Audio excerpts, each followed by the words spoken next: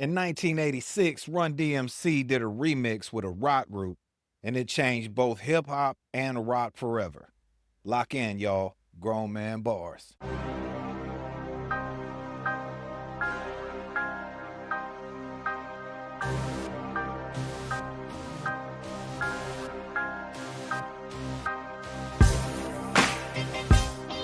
Welcome to Grown Man Bars. I'm your man Chad, resident rap nerd, and that man beside me is the only man who can win an argument with his barber mid-fade.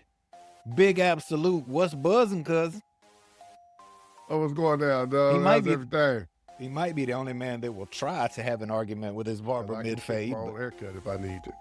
You don't have that mirror behind you, behind the mirror. Make no mistake about it. I got skills. I'm just lazy and would rather pay for it. So, yeah, don't think for a second I'm just going to take a falling haircut. I'm not taking an L on a line ever. My man has MJ's competitive nature. I'm telling you, he's so competitive. I once saw this dude put a puppy in a chokehold. Shouldn't run up on me. He seemed aggressive, like he wanted some smoke, like he had problems. Shouldn't run up on me. Shouldn't have been talking shit. Get you back with your favorite hip-hop show with the old heads, Grown Man Bars. While you're here, smash that like and subscribe. We are in October, which is our 1-year anniversary as a show, so we just want to say thank y'all for letting us continue to do this. And while you're here, smash that like and subscribe so we can get on up to 1,000, just because it's a cool number, and help us get there so we can keep on doing this thing. And we plan on doing that because we love talking about hip-hop.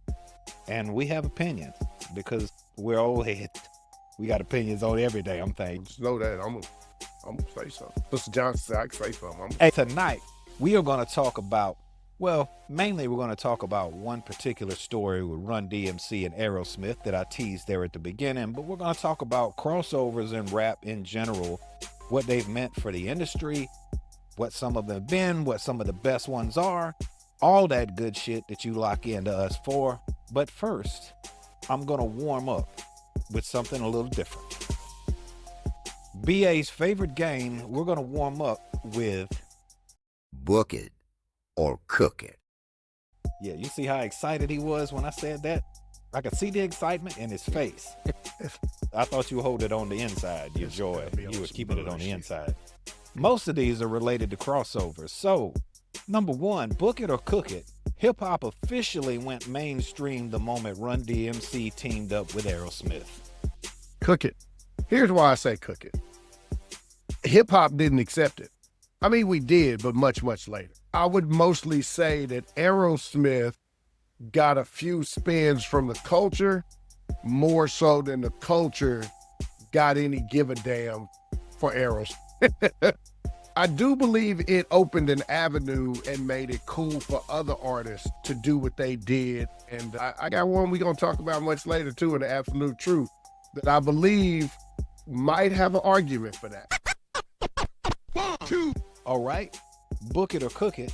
Crossovers are the backbone of hip-hop survival, and without them, the genre wouldn't have lasted. Sadly, and I know I'm going to get killed in the comments, but in the words of one of my favorite comedians, Bill Burr, hear me out, hear me out. Book it.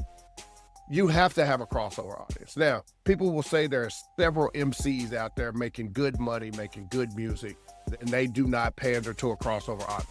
That's great. And the internet has allowed you to do that. But before there was a machine called the internet, radio play depended on how much you could eat or not every week. And if you didn't have any radio play or videos, you had some hungry days ahead, for sure. So it may not be needed as much now, but for us to get to now, especially going through the 90s, you needed crossover music. Yeah, I think now other genres need it more, need a crossover with and a rap. lot of other genres are coming to us for that. 1, 2.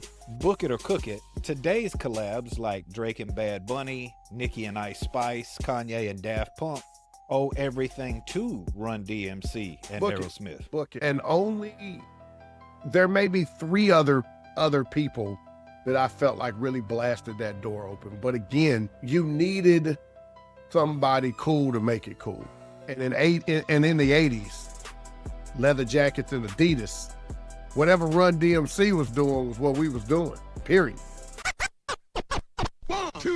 right, book it or cook it. Without MTV, rap might have stayed underground for another decade. Book it. Every yin needs a yang. Without MTV, we wouldn't have got BET and all of the things that came with that. Rap City, Basement, 106 in Park.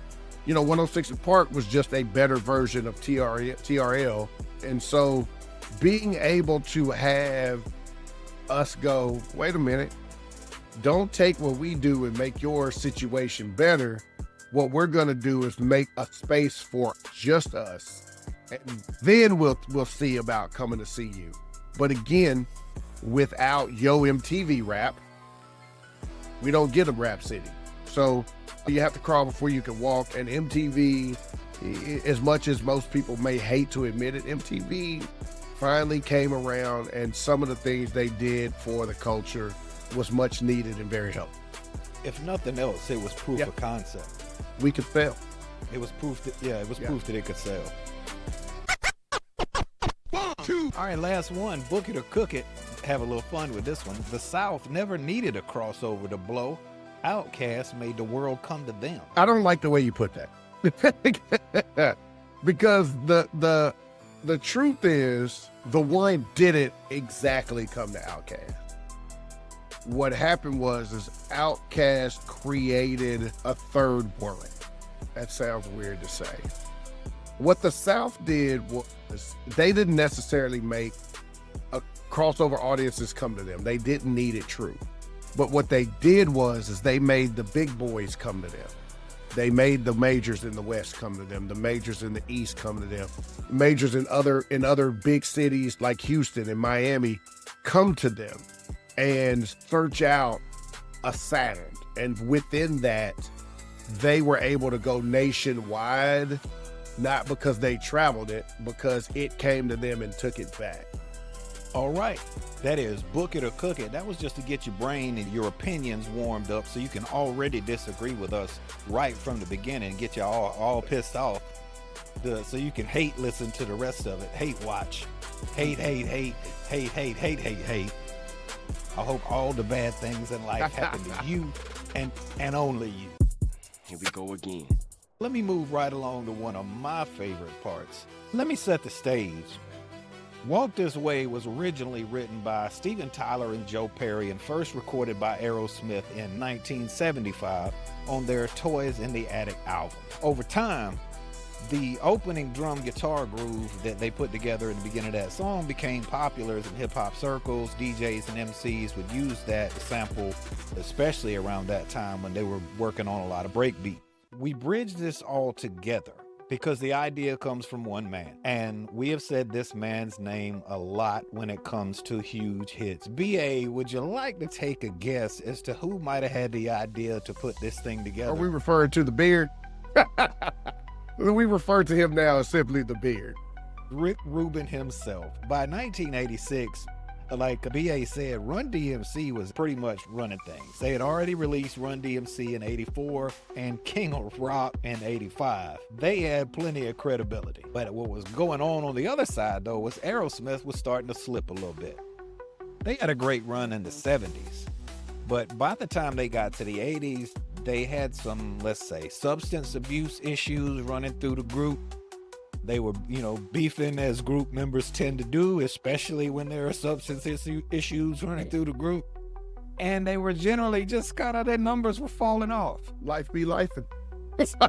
Hey, look, and I'll be honest with you, I'm not picking on them because if I had that kind of popularity, that kind of money, I have no idea what I would have been either. So I ain't judging you. Anyway, legendary producer Rick Rubin, co-founder of Def Jam, thought about the idea of combining a rock classic with a rap performance that might break barriers and give Aerosmith a little boost. So he pitched Walk This Way as a bridge between rock and hip-hop audiences. And he had already been experimenting with that with a little group called the Beastie Boys. Because that brainchild really started this brainchild. All right, at first, Run-DMC, especially DMC, were skeptical. They were worried about what BA said earlier on the Book It or Cook It. They were worried that rapping over a rock song might ruin their standing in hip-hop. How you said the word skeptical. Let me rephrase. DMC said hell no. We're not doing that shit. Nope. Hard pass, Rick. Hard. Rick went to work and he finally got them to agree with it. And they approached Aerosmith and proposed the idea to Steven Tyler and Joe Perry that they not just let them license the song, but actually participate. And it has been reported that Joe Perry's son was a rap fan and was one of the, kind of the ones that helped talk him into go ahead and do it. On March 9th, Run-DMC, Aerosmith, and Rick Rubin met at Magic Venture Studios in New York City. The structure combined rock instrumentation with guitar riffs, drums with rap verses, and also included Tyler's vocals from the original. Now, BA will tell you a little bit more about the video, but the video also showed kind of like a symbolism of breaking boundaries when it opened with Run-DMC and Aerosmith on opposite sides of the wall, and Tyler breaks the wall down. Track was released on July 4th, 1986, and made its way all the way to the number 4 on the Billboard Hot 100, making it one of the first big rap singles to chart in the top 10. Solidified Run-DMC on a national level because it introduced them to a completely new audience. I don't know how there would have been anybody at that time, BA, or y'all, I don't know how there would have been anybody at that time who didn't know who Run-DMC was. It did open them up, and it gave Aerosmith a huge boost. It revitalized them and basically blasted them into the 80s so that they could keep doing what they were doing. They got a second win. Video was crazy. Video was very smart. Right, yeah, that's it. So that's the story behind how they made the first crossover song. And like I said, number 4 on the Billboard. I actually thought it would have been higher than that because you could not go a day without hearing that song when it was popular. It was huge. So now, after the little story cipher, let me turn it over to BA for the absolute truth. Yo, argue with your mama. As we were talking about crossovers clearly, and we're talking about Run-DMC, I want to talk about the other side of the coin. I tell you, everything is a yin and a yang. Let's talk the Fat Boys. Prince, Marky D, Kool Rock Ski, and Buff Love, the human beatbox. Straight out of Brooklyn in the early 80s. They brought humor, style, and of course, Buff, along with Dougie Fresh, really brought the art of beatboxing to the forefront. They debuted in 1984 with Crushin'. It had them on MTV. And then if you don't know, they were in this little movie called Disorderlies, right? After being in one of the greatest hip hop movies, in my opinion, Crush Groove. And if you've never seen that movie Crush so Groove, much. Push pause. Go watch Crush Groove and come back. This episode will make a lot more sense. He didn't mean that. Watch this episode while you watch. Just keep watching and then The go. big thing about the Fat Boys is they too had a huge crossover hit. And they reached back and grabbed one of the biggest dance crazes ever. They partnered up with none other than Chubby Checker and redid the twist. This song proving that crossover could not only happen, but it could not miss. The Fat Boys sold millions and millions, and they did it by not being hardcore, but being fun. We lost Buff in 95, Prince, Marky D in 2001, so Kool Rock Ski is the only remaining member of the legacy. Truth is, though, the Fat Boys made hip-hop larger than life. The game will never be the same without them. And you cannot have hip-hop without having a little bit of fun. It's your boy, B.A., the absolute truth. I'm glad you brought them up, man. We haven't talked about them. I love them so much for the exact reason you said, because they were fun. They were fun, man. The beatboxing, the jokes, the dudes were funny. And Kool Rock Ski, don't get me wrong, Prince Marky D was another one of them big brothers that was a lover. You know what I'm saying? He fit right. Prince Marky D, Heavy D, they was all in there. But my man was always Kool Rock Ski, man. Kool Rock Ski had bars. Shout out Kool Rock Ski, man. All right, so let's talk about, while we're still in the crossover realm, let's talk about some of the other crossovers that have been really popular through hip hop. This one, I actually had completely forgotten about until I started doing research with this. Was Public Enemy and Anthrax. baby. Anthrax, play the Yes. noise. LL Cool J, really across. I mean, I guess this was a big It really was. crossover It was the at first the time time. a I Need Love. hardcore artist shot at a different audience. Now, we call it a crossover because it wasn't made for the male rap listener for the first time. And other artists had tried it, you know, Orange Juice Jones. Shout out to my man, the godfather at all, Curtis Blow. Like, there have been several who've done it, but nobody did it like L. This was a ballad. This was a hip-hop ballad, and we've never seen anything like that before. So it does fit in the crossover category for sure. Yeah, I'll tell you this. That was from 1987. My middle brother is probably about as conservative as they get. He can still recite the entire I Need Love And if lyrics. you lying to yourself, when you hear boom, boom, boom, you don't even need to hear nothing else. Because the first thing inside you is, when I'm alone in my room, you can't help yourself. You know you finna. Yeah. I don't care how hard you are. I don't care what you got going on. When you alone in your room, sometimes you stare at the wall. It's happening. When it comes on in the car, you like look around to make sure nobody's watching you at the stoplight. The Beastie Boys, License to Ill, which is, I mean, kind of, we talked about this when we talked about the beginnings of rap, how the Beastie Boys would be a subgenre now. Even though they were kind of the beginning of rap, they weren't really rap. So that is obviously a collab. Tupac and Madonna. Crazy. The two of them being together and all the rumors that surrounded them was not crazy to me. Them working together music-wise was. This was crazy. When I first heard that joint, I thought it was a spoof. Like, I thought somebody just mixed, you know, because we get that now. We get all the AI little mixes or whatever of songs that ain't really songs. But I really thought, for some reason, somebody decided this will be funny. Let's put Tupac's voice on the Madonna song. And then to find out, no, they spent time in the studio, and that really was a thing. Like, they did that on purpose. Like, that song was on they purpose. did that on purpose. Jay-Z and Linkin Park with their album. That's a Collision huge, Course. huge First of all, crossover. Numb already was a banger, right? Numb was already a banger, but that was a good time for Jay, right? Jay was doing a lot. That was of things when that song came. He was doing a lot. He did the little House of Blues joint, the little Unplugged joint, like a lot of good things going on for Jay there. That was some good A&R work there too, because putting his voice with that sound that Linkin Park had, it just meshed together so well. It was perfect the way it sounded. Like, I'm not a Linkin Park fan, but I love that album. You ready for me to point out something? You ready to point out something? Huh? Yeah. Public Enemy. Def Jam. LL Cool J. Def Jam. Beastie Boys. Def Jam. Hey, when that crossover happened, who was about to become the vice president of what? Def Jam. Are you saying that the Def Jam is pretty They good at what they understood do? the assignment. You can hate them all you want to, but they understood the assignment. They had a goal, and their goal was to be the #1 rap label in history. And where's the argument there? Don't argue with me. Argue with your mom.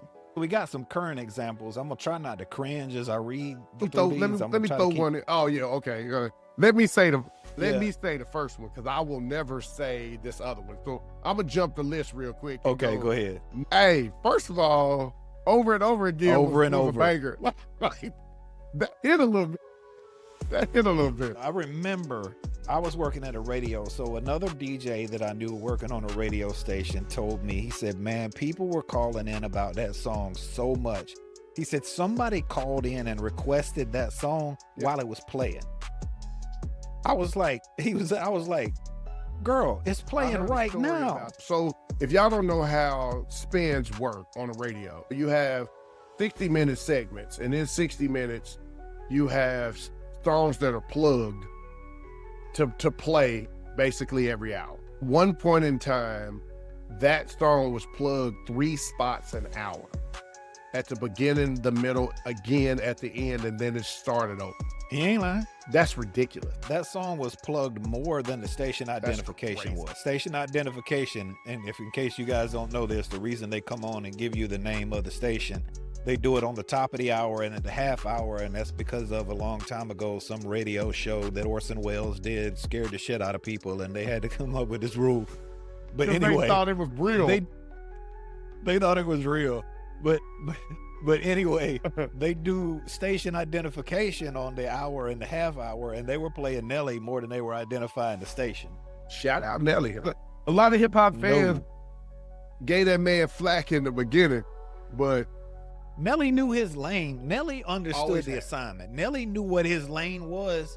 And I was talking to somebody about this the other day. The reason I have so much less of a problem with, or have no problem with Nelly and more of a problem with Drake is because you remember that quasi beef that Nelly got in with KRS. It wasn't really a beef. KRS was just kind of mad at him. Nelly's response to that told me everything I needed to know. Nelly was like, I'm not beefing with that dude. He said, like, my fans probably don't even know who KRS-One is. And at the time, I was like, I don't know if I would have said that, but he understood who his audience was. So he stayed in his lane, and I had no problem with that. I think the crossover with Billy Ray Cyrus that you didn't want to mention was the one with Lil Nas X, Old Town Road. And look, man, we can that all song was on the radio have, all day, every day, every day. we can feel how we want to feel about that song, but the Love that world song. absolutely loved Yeah, they that did. song. And man, you had crossovers with Post Malone and Pretty much. everybody. I didn't even realize Post Malone wasn't an actual rapper until like his second I didn't album. either. Yeah. I didn't either. I did not know he was a singer. You got Kanye with Bon Iver and Daft Punk. Hey, Kanye proved it. First of all, shout out Daft Punk.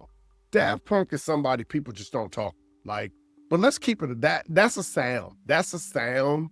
And if you can do something with that sound, Kanye showed you it could be a hit. Purely. Recently, Jelly Roll. You know, Jelly Roll's getting in on a lot of Jelly Roll's the new crossovers Post with. Malone. Jelly Roll, look here. Shout out Jelly Roll. Jelly Roll say, look here. Hey, baby, if you want to make hit, you know what I'm saying? Jelly Roll is the Suge Knight of country music. Hey, you want somebody not dancing in all the videos? Come to Death Row. Hey, look, Jelly Roll is like, he's not one of those people that don't give away his cell number. He's like, nah, you want to do some work? Yeah. Call me, brother. Hey, we go to the studio right now. I know I'm on stage. I get done at 9:30. We go to the studio right now. I got time. We go I got right time. All right, now let me switch it over real quick to a game that we've done once or twice in here that is a lot of fun to play. It is called This or That. BA actually gets to run this one. So BA, talk All to right, me, man. man. So let's make it spicy today. So what I want you to wrap your mind around, here's the concept. Take some of your biggest artists and some of the biggest crews in their career. And if you remove them and give this next person that same opportunity of career, I want to know who you think would have had the best career. Okay, so strictly Strictly solo solo careers. career. All right. I'm going to try to do this I one got quick, you. too. I'm not going to think them out. I'm just I going to got blurt you. it out. Lloyd Banks, Memphis Bleak. Bleak. Memphis Bleak, Benny Siegel. Siegel. Slim Thug, Mike Jones. Thug. It's spicy. Young Dro, Murphy Lee. Murphy Lee. Corrupt, MC Ren. Ren. Sorry, Corrupt. That was a hard one, but Dub C, Mac 10. Mac 10. Last one. This one will be fun. Dragon or Eve? Eve. I like it. That's spicy right there. Yeah. That's spicy right Yeah, there. I like that. Yeah, that's about, I like doing them fast. We got to rattle them off so I don't have that paralysis by analysis where my brain opens up their entire catalog and I run through everything for like Man. 30 minutes. We're going to switch it over to a little bit of a lyrical autopsy.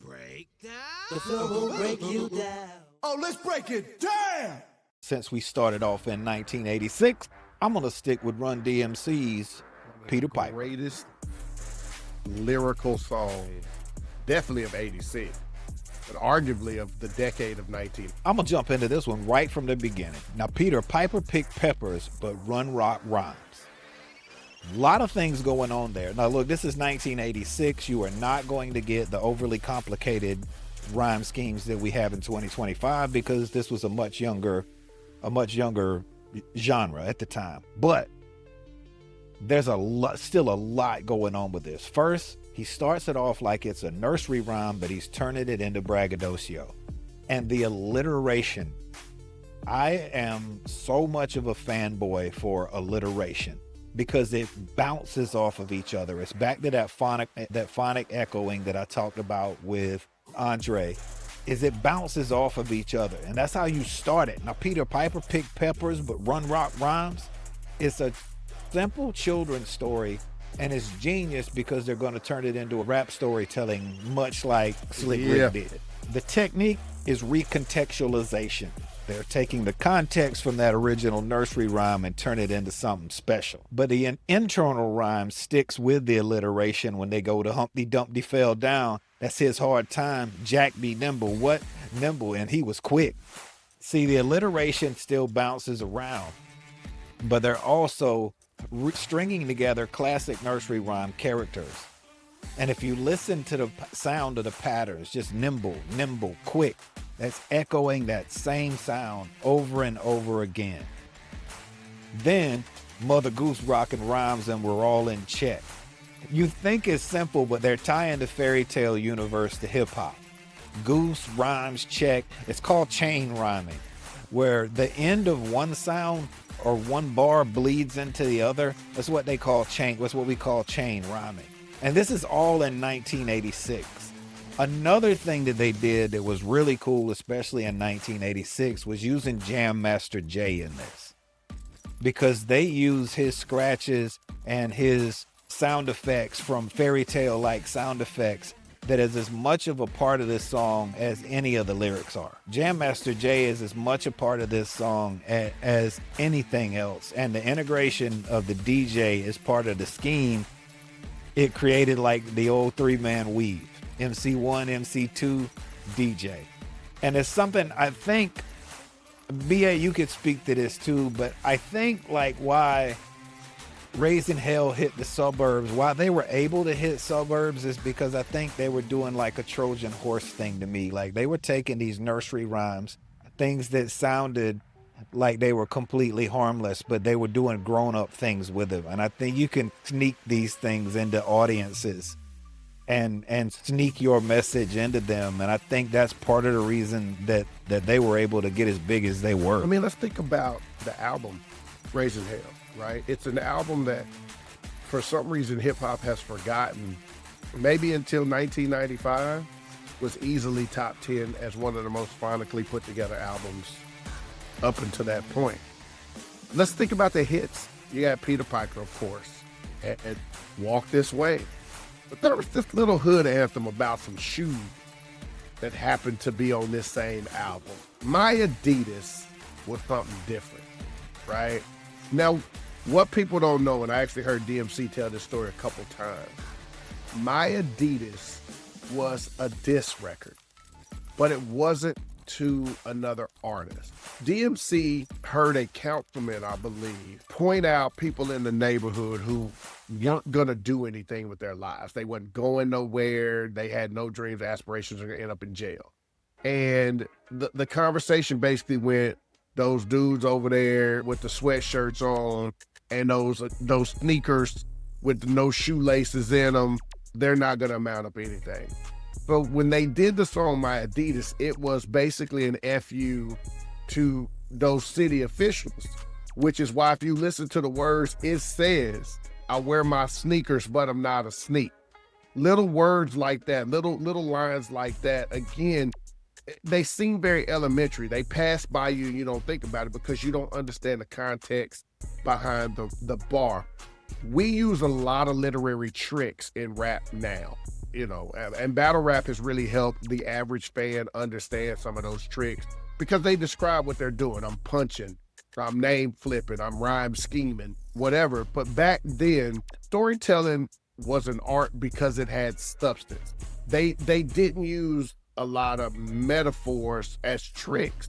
They used a lot of metaphors within a story to give you two storylines. Like, I'm gonna talk about a bunch of nursery rhymes, but these 5 characters are 5 street dudes that I knew. And I love that you used the term Trojan horse because it was able to weave its way through the street of the inner city and get to the suburb because the beat of Peter Piper, before you learn the words, the beat of Peter Piper was fun. And then, like he said earlier when he was breaking down the lyrics, you hear Peter Piper picked peppers, but run, rock, rhyme. Humpty Dumpty fell down. That's his hard time. Like, you like, okay, that's very butter, da-da-da-da-da-da. But you're not listening. Like, you're not listening. Because you get that, then you get a My Adidas. You get a Dumb Girl, and you get a Walk This Way. Like, you get son of Byford, brother of Al. You remember that joint? Yes. Yes. I was born son of Byford, brother of. But Run killed that joint. This is why Run-DMC, this is why Raising Hell was able to go anywhere it wanted to go. They went from Madison Square Garden to Japan. Let me say that again. They didn't rock a roller rink, or they didn't go from Madison Square Garden to some amphitheater in Dallas, or, you know what I'm saying, some off-site casino in Vegas. They went from Madison Square Garden to Japan and sold out Japan. Then they went from Japan to London, England, and sold out London, England. That's why I feel like the album was really able to move around as much as it was. Yeah, and that's an easy transition to the era versus era segment. Get ready. I don't want to really do this as a versus. I just want to kind of explain to folks like what you were just talking about. So the pre-MTV hip-hop era versus the post-MTV hip-hop era. So pre-MTV, I've said this before, everything was underground, just meaning you couldn't see the people who were doing it. You could hear the music, you just never saw the people who were doing it. And that makes it underground. Like Soul Train was running, but there wasn't a lot of, there wasn't going to be a lot of rap on Soul Train. Everything was in the street. Everybody was an underground celebrity. You could see a famous DJ, but you didn't know who if you didn't know what they looked like, you could walk right by. But MTV changed in 85, from 85 to 90, with Run-DMC, the Beastie Boys, and LL Cool J, they became visual stars. And I tried to find my Kango bucket to wear for tonight, but I couldn't find it. Man, and I had mine on deck, but I watched it, you know what I'm saying, because I was rocking it after them Sooners put up that victory last weekend. So I didn't even get a chance to get it on out and press it on down. Dang, I'm glad you said that. It started branding is what it started. The Adidas and the tracksuits with Run-DMC, LL with the bucket and the big rope chain. It started branding, and the fashion part of it got started. So now there was a picture you could put to the sound, and the fact that this crossover helped rock music out pretty much told everybody that they thought it was a fad, and it's not. You know, I love it. I love it because you hit something right there when you brought in the music, the fashion. Because people have to realize that pre-MTV, all of your major hip-hop fans, including Run-DMC, they dressed like rock stars. That was the thing. We had on leather suits, and we were trying to emulate rock stars because being a rap star wasn't a thing. We wanted to be rock stars. We wanted to be a rock star. So you had vests and leather belts and boots, and, you know, you looked like Aerosmith. You look like, you know, early Prince and the Revolution in the 80s, like all hip-hop artists, you know, from Melly Mel and the Furious, like you, Run-DMC and they leather jackets. It wasn't a branded thing. MTV came and everything we had on became a statement. Puffy jackets, Timberlands. We went through a decade of shoes that I feel like some of these companies own royalties to hip-hop. Elise, Dada's, Fila's, British Nikes, LA Gear, and not the shoes, but Tommy Hilfiger. The deck shoes for sure, but Troops was out there. And then you started seeing these individual pockets. You start seeing the fat watches, the swatch watches, the cross colors. You started to see the evolution of whatever we were doing, the big ropes. You know, Run-DMC was some of the first with the fat chains. And then LL, You had Eric B. and Rakim. You had Public Enemy, Flavor Flav and the Clocks. The Clock was a thing. Chuck D with the medallions. The medallions became a thing. Like everything we touched became a thing, and it was beautiful. And again, I go back to MTV wasn't all bad because some of those visuals they gave us foundation for hip hop.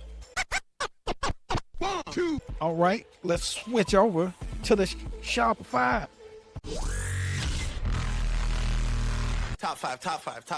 Let's see if we can pick out what we think are the top 5 crossovers in hip hop history.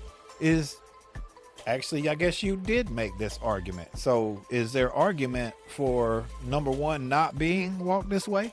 I mean, sadly, we talked about it earlier, and it hurts my stomach a little bit. Like it hurts my stomach. To be honest, Old Town Road and over again have a huge argument.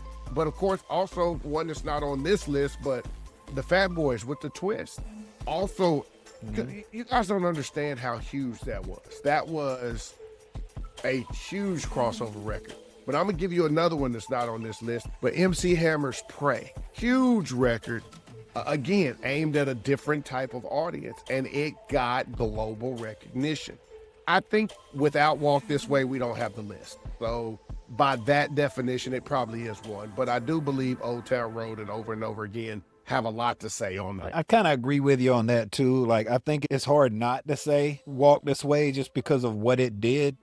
I gotta agree with you, man. As much as I hate to say it, Nelly and Lil Nas X with McGraw and Billy Ray Cyrus, they had that was a year that those songs almost a year those songs occupied. And when a song can occupy 9 months of a year, when you can stay on the chart for that many weeks, whether I like it or not, you did something pretty damn and in special. heavy rotation. Let's not forget that. Yeah. We're not talking about you was hot the first 3 months and then every afternoon on the traffic jam ride home hour, somebody hit you with a play. Nah, bruh. Old Town Road and Over Again was in heavy rotation 7-8 months down the line after they released. Heavy rotation.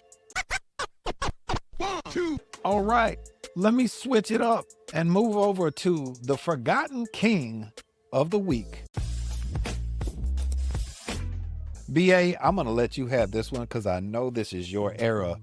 This week's Forgotten King, since we're in 1986, Mr. Curtis the godfather of rap. Let's call it what it is. If the argument for rappers like LL Cool J or Jay-Z or Nas, Rakim, if they are the greatest of all time, they would be the Michael Jordan. Well, before there was a Michael Jordan, there was still an era of basketball that happened. There was a Kareem. Before there was a Kareem, really, there was a Wilt, and so on and so forth.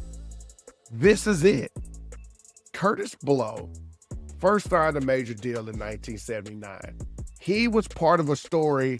Again, if you haven't seen the movie Crush Groove, you need to go educate yourself. The first single he did to go gold was These Are the Breaks, right? But she's also known for Basketball, which is one of the dopest hip hop songs back in the day, right there. Playing basketball. And then, of course, the Christmas rap. Him, with the Treacherous Three, who also did a version of a Christmas rap. This was what we did in hip hop. Run-DMC did Christmas Time in Hollis, Queens. These major artists always understood the assignment. If I can't get all of this over here, then I'm just gonna do a little here and a little here and a little here. And even though these pockets might not connect, I'm still in all these places. He was very clean. He's one of the first people that started, and I believe LL Cool J may have coined it, but the braggadocious style started with Curtis Blow. The what I can, for my generation, my cloth is called the I rap. I'm going to prove I'm better than you by telling you everything I am, period. I don't care what you are. Your brand means nothing to me.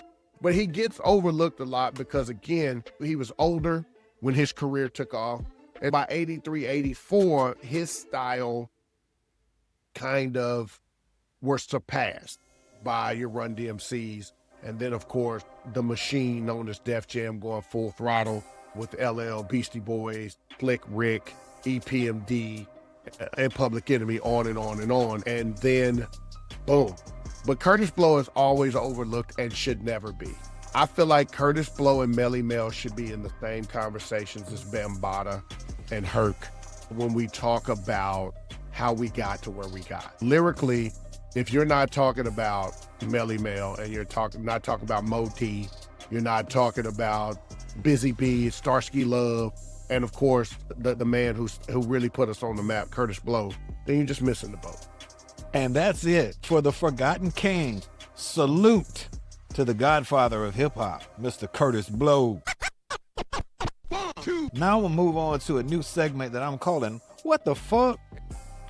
We can have a little fun with this. Look, let me bring this up for y'all so y'all can see it on the screen. Look, I'm not gonna go through this and go crazy with Pitchfork or anything like that. I just like to laugh at these, and I just want to have a little bit of fun at this because I'm pretty sure people see our list and do the same thing. But I just want to have a little fun with this. I will, in fairness to Pitchfork, read the paragraph that they explained this. And they said, in assembling this list, we emphasize rapping as a craft, not one that has been stripped from its musical context, but rather an act of constant reinvention. Where possible, we tried to find credible vehicles for those difficult to canonize scenes and styles. To create space, we minimized the number of retreat entries from the single artist. I just want to laugh at a couple of things that jumped out to me. VA, when I first saw this list, I looked at number 100 first, and I saw Doggy Style.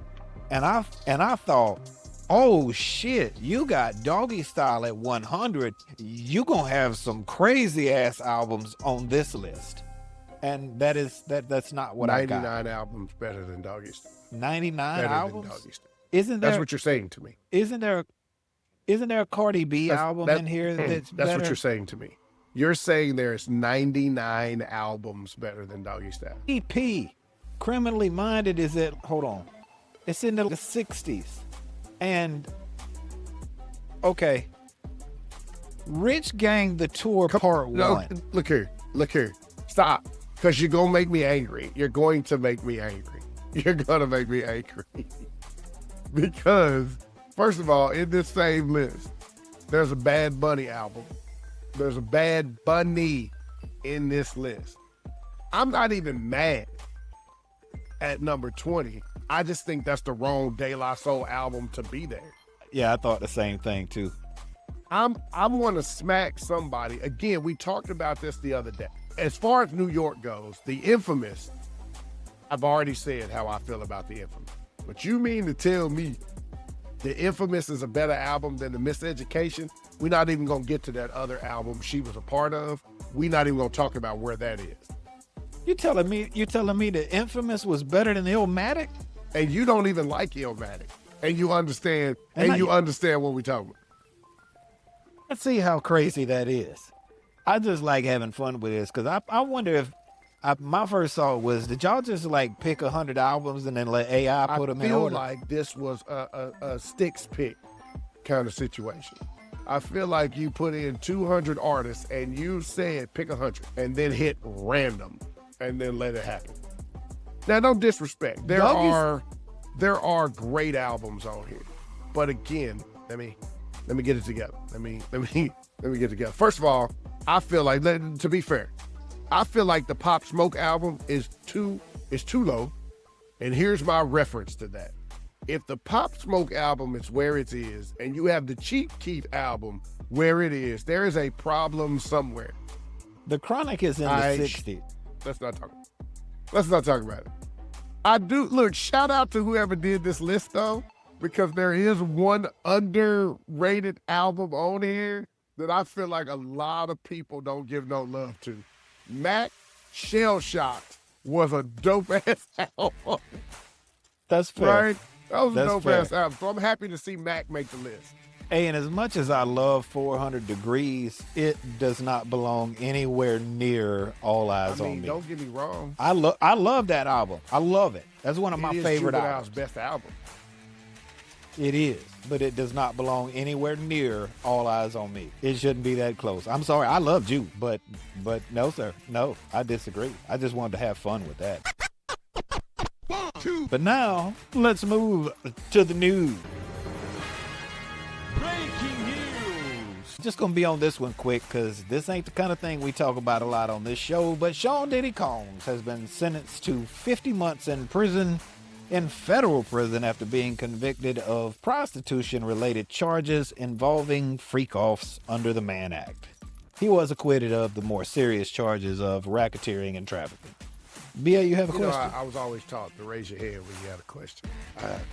What I'm so confused, 50 months for prostitution-like act, because third parties happen over state lines from the residents of the people involved.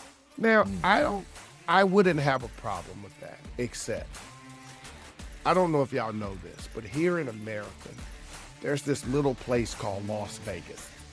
Do you know what kind of shit happens in Nevada alone? But Las Vegas.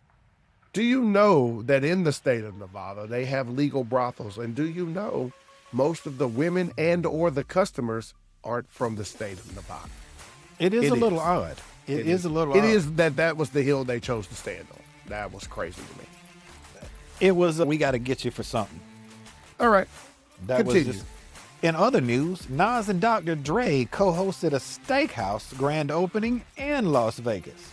In a cross between music, luxury, and lifestyle branding, Nas and Dr. Dre were among the creators hosts for the Los Angeles opening of Simon Kim's high-end Korean steakhouse Kote, or Code. I don't know how to, I'm not fancy. You are exactly correct. I don't get to eat at restaurants like that, so If I don't eat anywhere that you has don't know a who chef. Simon Kim is, and this is for the audience, if you don't know who this man is, I'm sorry for you. This man makes food look edible through a screen like it would still fall apart if you touch the screen. He makes food look like you could scratch the screen and be like, yeah, that's juicy. That's good there. So we can say this is the best Nas and Dre collab since Since the Firm album. Which was good. I don't give a damn what y'all Did say. hate on the Firm. Wu-Tang Clan is wrapping up its final tour. The 2025 Wu-Tang Forever, the Final Chamber Tour, has been billed as their farewell tour. It ran from June to July. It is now over. Sad. Sad. It is sad. It is sad to see the Wu-Tang as we know, no more touring. But hopefully they'll get together for a reunion maybe in another 5 or 6 years, because, you know, entertainers can't stop entertaining. And the Wu is just fun. All right. That's it. That's the show for this week. If you're still here, smash that like and subscribe, because we really appreciate y'all being here. And I got a little assignment for you. Tell us something. What's the greatest crossover in hip-hop history? And no, you can't just say Run-DMC and Aerosmith unless you got evidence that we didn't talk about to back it up. Put your top 5 in there, man. Put your top 5 in there. Tell us about the crossovers. You got any Run-DMC memories? Tell us about that too. We want to hear it. We'll be back with you next week. So for Grown Man Bars, I'm your man Chad. That's BA right there. Catch y'all next week.